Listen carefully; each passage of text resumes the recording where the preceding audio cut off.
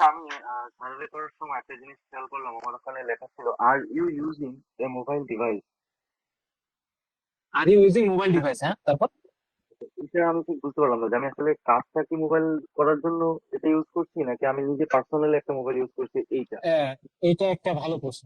অবশ্যই আপনি সবসময় ডেস্কটপ দিবেন, কারণ আপনি যে আমরা যে আপনাদের ভিপিএসটা প্রোভাইড করি, এই ভিপিএসটা অবশ্যই ডেস্কটপ এনভায়রনমেন্টের জন্য। হ্যাঁ, এটা একটা ডেডিকেটেড ডেস্কটপ আছে ইউএসএ তে। তো আপনি যদি কোন ডিভাইসে সার্ভে করে এই প্রশ্নটা আসে, আপনি দিবেন ডেস্কটপ ডিভাইস।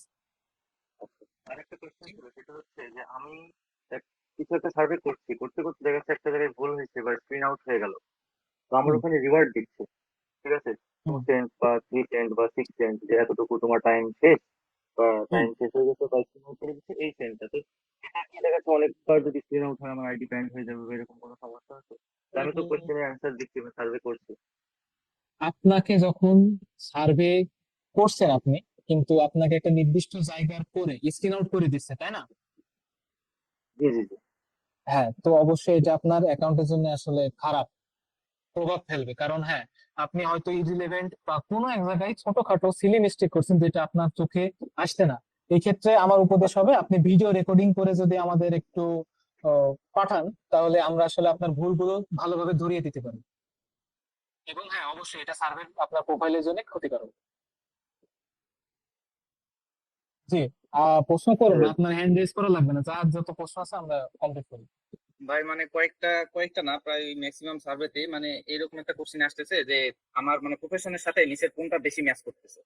তো আমি ইয়েস। একটাই সিলেক্ট করছি যে আইটি বা কম্পিউটার সফটওয়্যার রিলেটেড। তো এটা ওকে। সিলেক্ট করার পরে কিছু কিছু মানে সার্ভে থেকে আমাকে স্ক্রিন আউট করে দিতে ওই কোশ্চেনের পরে, আর কিছু কিছু হুম। সার্ভে মানে নিয়ে নিছে। তো এখানে কি আমি আরো কিছু সিলেক্ট করব না একটাই সিলেক্ট করবো? আহ, আপনি যখন সার্ভে করবেন, তখন আগে প্রশ্নটাই দেখবেন। যদি বলে ইন্ডাস্ট্রি, ঠিক আছে, কিওয়ার্ড থাকে ইন্ডাস্ট্রি, তাহলে ধরেন আপনি আইটি দিলেন, তাহলে আইটি ইন্ডাস্ট্রির ভিতরে কিন্তু অনেক ডিপার্টমেন্ট থাকে। তখন কিন্তু আপনি মাল্টিপল দাগাইতেই পারেন, কিন্তু আপনার ইন্ডাস্ট্রি আসলে একটা রাখাই উচিত। যদি আপনি আইটি দিয়ে করেন, হ্যাঁ, তাহলে আপনি আইটি দিবেন। এখন আপনাকে আইটি দেওয়ার পর বের করে দিল, এটার কারণ হচ্ছে ওই সার্ভেটা আইটি রিলেটেড না। হ্যাঁ, বা ওই সার্ভেটা আপনাকে চাচ্ছে না যে আপনি আইটি রিলেটেড একটা পার্সন এটা ফিল করুন। আর যে সার্ভে গুলো আপনাকে আইটি দেওয়ার পর নিয়ে নেয়, তাহলে সে জানতে চাচ্ছে যে হ্যাঁ, এই আইটি রিলেটেড লোক, এই ওপিনিয়নটা আমার দরকার। হ্যাঁ, আমরা আসলে দুইটা জিনিস বেশি দিই, একটা হলো আইটি এবং অন্যটি হলো ম্যানুফ্যাকচারিং। তো আপনারা চেষ্টা করতে পারেন আইটি বা ম্যানুফ্যাকচারিং, কিন্তু হ্যাঁ, বারবার সুইচ করবেন না। আপনি একটা অ্যাকাউন্টে আইটি দিলেন, অন্য একটা অ্যাকাউন্টে ম্যানুফ্যাকচারিং দিলেন, এটা আলাদা কথা, কিন্তু একটা অ্যাকাউন্টে একই সাথে আইটি ম্যানুফ্যাকচারিং এটা দিবেন না, কন্ট্রাডিক্ট অ্যান্সার হয়ে যায়, ঠিক আছে? জি ভাই, বুঝতে আচ্ছা, পারছি। মানে আমি একটা জিনিস প্রশ্ন জিজ্ঞেস করতেছিলাম, সেটা হচ্ছে মানে সার্ভের মানে শুরু থেকে এটা কি বোঝা যায় যে মানে এটা কি রিলেটেড? যেমন এই যে বলা হলো যে যদি ইন্ডাস্ট্রিয়াল থাকে তাহলে বুঝতে হবে যে একটা আইটি রিলেটেড। তো এরকম কি মানে কোনো ইয়ে আছে যে সিমটম যদি ওইটা যদি পরে দেখা যায় তাহলে ওটা দেখে বুঝতে পারবো যে এটা আইটি রিলেটেড কি আদার্স কোনো কিছু? এইটার একটা ভালো উত্তর হচ্ছে, যখন আপনি প্রথম আপনার অ্যাকাউন্টটা খুলছেন, ধরেন আপনি সমুদ্রে আছেন। সমুদ্রে কিন্তু সব ধরনের প্রাণী আছে, হ্যাঁ, আপনার সামনে সব ধরনের সার্ভে তখন ড্যাশবোর্ডে শো করছে। এই জন্য আমরা শুরুতে স্ক্রিন আউট খাই, এই জন্যই যখন আমরা একটা মানুষ আইটি দিয়ে তার প্রোফাইলিংটা বানাই, তার সামনে কিন্তু হ্যাঁ হিউম্যান রিসোর্সেরও সার্ভে আসে। এখন সে যদি ওই জায়গায় দাগায়, তো স্ক্রিন আউটটা হইতেই পারে। তো আপনার ওই ডেডিকেটেড প্রোফাইলটা হইতে কিছু একটা টাইম লাগে। হ্যাঁ, তো শুরুতে এই স্ক্রিন আউটটা হয় এই জন্য যে আপনার রিলেটেড যে সার্ভে গুলো ওইগুলো আপনার ড্যাশবোর্ডে যেন আসে, এবং আপনার ইররিলেভেন্স যেগুলো আছে সেগুলো যেন ড্যাশবোর্ড থেকে চলে যায়। এইটা আসলে আইটি বা ম্যানুফ্যাকচারিং দেওয়ার আসলে কারণ। হ্যাঁ, যে আপনি আইটি রিলেটেডই আগাচ্ছেন, তো আপনার ড্যাশবোর্ডে আইটি রিলেটেড সার্ভে গুলো আসবে। হ্যাঁ, তো শুরুতে তো সব রকম সার্ভে আছে, আস্তে আস্তে শুধু আইটি রিলেটেড সার্ভে আপনার ড্যাশবোর্ডে আসা শুরু করবে। বুঝছেন? ভাই আমার হচ্ছে প্রাইম ওপিনিয়নের অ্যাকাউন্টে কালকে একটু মানে ঝামেলা বলবো না কি বলবো, মানে একটা সার্ভে করার পরে ওটা কমপ্লিট হয়েছে, রেওয়ার্ডও দিছে, তারপরে মানে নাম্বার ভেরিফিকেশন চাইছে। তো এটা আমি আচ্ছা, আবার রবিন ভাইরে দেখাইলাম, বললাম, তো উনি বলতেছে 24 ঘন্টার জন্য মানে বন্ধ রাখতে। এটা কি মানে স্বাভাবিক আছে না এটা কেমনে ঠিক হবে? এবারটা আসলে নাম্বার ভেরিফিকেশন, তাহলে আপনি অনেক দূরে আগায় গেছেন। আসলে নাম্বার ভেরিফিকেশনটা হলো এমন যে ওইটা আপনাকে দেখালো যে আপনার সার্ভের প্রোগ্রেসটা কিরকম। এখন নাম্বার ভেরিফিকেশন আপনি যখন আসবে, এবং এটা নিয়ে আমরা একটা ছোট ভিডিও ইউটিউবে পাবলিশ করব, যে যখন সাথে সাথে আসবে তখন আপনি জাস্ট ব্রাউজারটা কেটে ওই অ্যাকাউন্টে 24 থেকে 25 ঘন্টা ঢুকবেন। একদমই ঢুকবেন না, লগ মানে একটা সিঙ্গেল টাইমও ওই অ্যাকাউন্টে ঢুকবেন না, 24 থেকে 25 ঘন্টা। কারণ আমরা যখন ক্লাস নিই একদম প্রথমে হয়তো আপনাদের বলছিলাম যে আপনি জিনিসটাকে ইগনোরের একটা ক্যাটাগরিতে ফেলেন, যে না এটা থেকে আমার তেমন কোনো ইয়ে নেই, আমি করলে করলাম, না করলে না করলাম, এমন একটা পাই। তো নাম্বার ভেরিফিকেশনটা আসে, হ্যাঁ, যে আপনি সার্ভেতে ধরেন একটা প্রোগ্রেস দেখছেন, হ্যাঁ, তখন জিনিসটা আপনাকে ডিটেক্ট করে, স্যার এ তো আমাকে অনেক সার্ভে করছে, এত তাড়াতাড়ি এতগুলো সার্ভে করছে, কি ব্যাপার। হ্যাঁ, তখন আপনাকে রিয়েলাইজ করার জন্য তারা আসলে পাঠায় নাম্বার ভেরিফিকেশন। ওইটা যাওয়ার পর মানে 25 থেকে 24 ঘন্টা যাওয়ার পরে আপনার নাম্বারের ওই ইন্টারফেসটা আসলে চলে যায়, তখন আপনি অ্যাজ ইউজুয়াল সার্ভে করতে পারবেন বা অ্যাকাউন্টটা কি ব্যান গেল এটা জানতে পারবেন। যদি আপনার কোনো সার্ভেতে না ঢুকাই, মানে ক্লিক করছেন অনেকগুলো প্রশ্ন করছে বের করে দিচ্ছে, তার মানে আপনার অ্যাকাউন্ট ব্যান। হ্যাঁ, তারা ডিটেক্ট করছে কোন একটা অ্যাবনর্মাল এবং আপনাকে ব্যান করে দিচ্ছে। হ্যাঁ, আপনি কোনোভাবে আর কোনো সার্ভেতে ঢুকতে পারছেন না। বা ওইটা দেওয়ার পরে আপনি অ্যাজ ইউজুয়াল নর্মালে যেমন সার্ভে করছেন সেমন সার্ভে করছেন, তার মানে হ্যাঁ আপনি একটা সেফ জোনে আছেন। আমরা যেমন মানে একটা প্রাথমিক টেস্ট নিই না, যে এমন এমন এই ছাঁটাই করা যায় বা এদের রাখা যায়, ওই নাম্বার ভেরিফিকেশন পর্যায়টাও কিন্তু আসলে ওইরকম। ওইটা আপনাদের একটা ছাঁটাইয়ের প্রসেস, ওই ওয়েবসাইট থেকে হয় আপনি দেন অথবা আপনি কন্টিনিউ করবেন, এমন, বুঝছেন? জি ভাইয়া, বুঝতে পারছি। আজকে তাহলে আর ওটাতে মানে যাবোই না।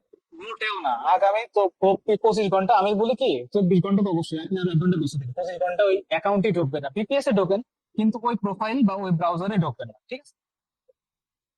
ভাই ওইটা তো মানে মিনিমাইজ করা আছে, ভিপিএন ওপেন করলে তো ওইটাই আগে চলে আসবে ইন্টারফেস, তাহলে তো আপনি ভিপিএস এখন বিপিএস এ মিনিমাইজ আসলে রাখবেন না, হ্যাঁ, মানে মিনিমাইজ রাখা যায় কিন্তু আমি বলবো কি সেটাও তো একটা ডিভাইস, তাই না? ওই ডিভাইস তো কন্টিনিউসলি রান হচ্ছে, তো আপনি আসলে কেটে দেন, ট্যাবটা আবার অন করছেন তো ক্ষতি নেই। আপনি এখন ওটা মিনিমাইজ আছে, আপনি উপর থেকে কেটে দিতে পারেন, ঢুকলেন না, হ্যাঁ, রাইট ক্লিক করে ক্লোজ উইন্ডোজ করে দিলেন, কেটে দিলেন। এটা আসলে আপনার ওপিনিয়ন, কিন্তু আমার মনে হয় আসলে একটা ডিভাইস সে তো চলছে, ডাটা তো নিচ্ছে, হ্যাঁ, পাওয়ার তো যাচ্ছে, আমি কেটেই দিই, আমি একদমই ডিসকানেক্ট করে ফেলবো জিনিসটা, তাই না? জি ভাইয়া, বুঝতে পারছি। ওকে, আর কারো কোনো প্রশ্ন আছে? আমরা প্রশ্নগুলো করি, তাহলে আসলে উত্তরগুলো জানলে আমাদেরই সুবিধা, হ্যাঁ, যে কিভাবে আমরা আগাবো, কিভাবে না ইয়ে করবো। হ্যাঁ, আমার একটা সবচেয়ে বেশ মানে মনে হয় যে কোশ্চেনটা আসলে পিক আওয়ার আর কোন কোন দিনটা আমরা গ্যাপ রাখবো, শনি রবিবারের ভিতরে শনিবারে সকালের দিক কি করতে পারবো, রাতের দিক হ্যাঁ, বন্ধ রাখবো, রবিবারে কোন টাইমে শুরু করব, আর জেনারেল দিনে রাত টাইমটা কখন ফোকাস করবো আর দিনের টাইমটা কখন ফোকাস করবো। ওকে, তাহলে এটা আমি আপনাদের একটা বিপিএস এ ঢুকেই দেখেন। তো আমার স্ক্রিন তো শেয়ার, এখন আপনি ধরেন এই বিপিএস টা ঢুকি।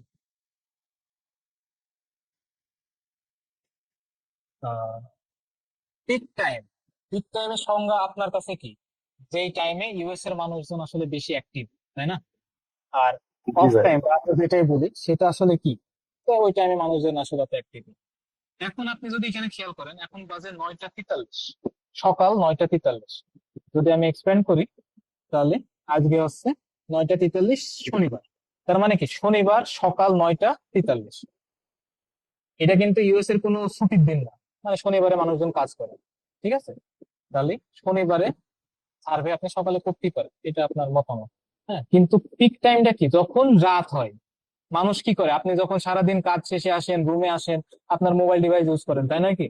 এখন আপনি অফিসে থেকে কি সার্ভে করবেন? মানে নর্মাল সেন্স, তা তো করবেন না। সে তো ফুল টাইম এমপ্লয়েড, তাই না? জি ভাই, ফুল তো টাইম।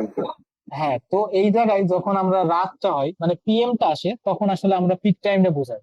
এখন এইখানে যদি রাত আসতে হয় তখন আমাদের এখানে আসলে গভীর রাত চলে আসে। তো আমরা এই জন্যই বলি আপনারা গভীর রাতে সার্ভে করলে আসলে জিনিসটা ভালো হয়। আর যদি আপনি দেখেন উম, আপনাদের হলো যে কোন কোন টাইমে সার্ভে বন্ধ রাখা বা যাই হোক একটু রেস্ট দেওয়া, এই জিনিসটা জিজ্ঞেস করলেন তাই না? তাহলে এইটা দেখার জন্য আপনাদের একটা নর্মাল কথা, তারা সবসময় চিলিং পার্সন, আমেরিকান পার্সন না চিলিং পার্সন, ঠিক আছে? অবশ্যই তারা সানডেতে সার্ভে করবে না, তারা ছুটি কাটাবে, ঠিক আছে?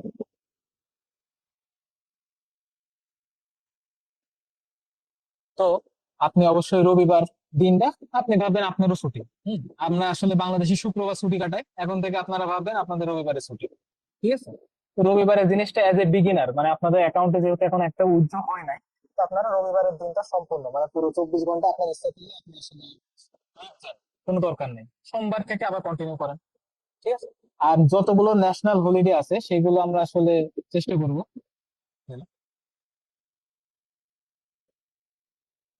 ও আচ্ছা, আমার নেট একটু ইস্যু আছে, তাহলে আমি ডিপিএস থেকে বেরোই, আপনি টাইম তো বুঝছেন নাকি? জি ভাই, বুঝছি। হ্যাঁ, মানে তাহলে যদি আমাদের রবিবার অফ, মানে এখানে আমাদের সোমবার মানে গোটা দিন পর্যন্ত অফ রাখা লাগছে না ভাই, সোমবার রাতে আমরা অন করতে পারতেছি যদি না, টাইমটা মিলে। আপনার আপনার যখন অ্যাকাউন্টে টিকে যাবে, মানে আপনি একটা উইথড্র দিয়ে দিচ্ছেন, তখন আপনি আসলে রবিবারও চেষ্টা করতে পারেন, যে আপনার একটা ট্রাস্ট আছে, আপনার একটা ভালো ভিত্তি আছে। কিন্তু যতদিন আচ্ছা, উইথড্র না দিচ্ছেন ততদিন একটু মেনটেন করে রবিবারে সিল ধরেন, ওদিন ইগনোর, আমি ছুটি কাটাচ্ছি, সার্ভে আমার কি দরকার, তো এমন। ঠিক আছে। ঠিক আছে ভাই, আচ্ছা, আমি বুঝছি। একটা কথা জিজ্ঞেস করি, সেটা হলো টাইমের বিষয় যেটা হয়, যদি ওদের যদি এখানে রাত হয় ইউএসএ, তাহলে আমাদের এখানে তো দিনের বেলা হইতেছে, তাহলে ওরা যদি অফিস টফিস আওয়ার শেষ টেস করে যদি 8টার দিকেও যদি আমি যদি এভারেজ ধরি, তাহলে আমাদের এখানে তো সকাল 8টা হইতেছে। তাহলে আমাদের গভীর রাত মানে তো, তাহলে তো ওদের তো ওই সময় তো, যদি রাত আমি 12টার সময় যদি কাজ করি কিংবা 1টার সময় কাজ করি, আমাদের এখানে রাত্রে, তাহলে ওদের এখানে তো ডে হচ্ছে 1টা 2টা বাজবে, তাহলে কেমনে কি হলো? আচ্ছা, আপনি একটু বেশি জটিল করে ফেলেছেন, আপনি একটু ইয়ে ভাবে বোঝেন, গভীর রাত মানে রাত 4টে 5টা, এইটাকে মিন করে। 12টা 1টা তো আমাদের নর্মাল মানুষজন এমনি দেখে থাকে। ঠিক আছে। আর গভীর রাতের আরেকটা সুবিধা কি, আপনি যে ওয়াইফাই ইউজ করেন না কেন, ওই সময় কিন্তু লোড থাকে না, আপনি ফ্লুয়েন্টলি চালাতে পারেন। গভীর রাত বা ভোরবেলা, কেউ যদি ভোরে ওঠেন, হ্যাঁ, তাহলে অবশ্যই ভোরবেলা তো করতেই পারেন স্যার, কোনো সমস্যা নেই। আরো ভালো হয় ভোরে করা। তো এই জন্য গভীর রাত্রে বলে, মানুষজন তো ভোর পর্যন্ত জাগে না, সূর্যের আলো দেখে অনেকজন ঘুমায়, হ্যাঁ। তো ওই জন্য আসলে গভীর রাত্রে বলা, ঠিক আছে। এখন যদি আপনি পাই টু পাই মানে ক্লক হিসাব করেন, সেটা তো একটু মানে অতটা দরকার নেই, ঠিক আছে। বুঝছেন ভাই? হ্যালো। মনে হ্যালো। হয় বুঝতে। হ্যাঁ, মানে আলবা মেন কথা হচ্ছে ওই সময়ে আমাদের মানে, তুমি যদি রাত জাগো, ঠিক আছে, তাহলে তুমি রাত জেগে করো, তুমি যদি সকালে ওঠো না তাহলে না তোমার সকালে না উঠে না না, করো। আমি ওটাই বুঝতে পারতেছি, ওটাই জিজ্ঞেস করতেছিলাম, কারণ যে 4টে 5টা আমাদের এদিকে ভোর, মানে এটাই তাহলে হচ্ছে বেস্ট সুটেবল। হ্যাঁ, এই জন্য আসলে লেট নাইট বলা জিনিসটা, ঠিক আছে। না, ওইটাই লেটাই। আর কারো কোনো প্রশ্ন আছে? হুম। তাহলে আর তো নেই। তাহলে আজকে ক্লাস সম্পর্কে আমি একটু ফিডব্যাক জানতে চাই, যে ক্লাসটা আসলে কেমন হইলো বা না হইলো, আপনার কি যে উদ্দেশ্যে ক্লাসটা নিয়ে, তাহলে সেটা কোনো ক্লিয়ার হয়েছে কিনা। অবশ্যই। ওকে, যাক, এটাই আসলে সার্থকতা যে ইন আপনারা ফিউচার জানছেন। কোনো প্রবলেম হলে জানাবো। হ্যাঁ, অবশ্যই যারা বিপিএস নিয়েছেন তাদের যে হেল্পলাইন গ্রুপ আছে, any problem, any kind of silly problem, আপনি অবশ্যই জানাবেন, এবং আপনাকে সলভ করার জন্য ভিডিও ওখানে রেকর্ড করে অথবা স্ক্রিনে ছবি তুলে পাঠিয়ে দিলেই হবে। আমরা একটু স্ক্রিনশট, হ্যাঁ, এজ এ স্ট্যান্ডার্ড, আমরা সবাই বড় এখানে, কেউ তো বাচ্চা না, জি তো জি। আমরা একটু স্ক্রিনশট তুলবো, হ্যাঁ, এটা স্ট্যান্ডার্ড লাগে। ফোনের ছবি ওকে। কোরিয়ার করব। আর স্ক্রিন রেকর্ডিং, আপনি যদি মনে হয় যে আপনার সার্ভেতে বারবার স্ক্রিন অফ হচ্ছে, আপনি স্ক্রিন রেকর্ডিং করবেন, ওবিএস দিয়ে হোক।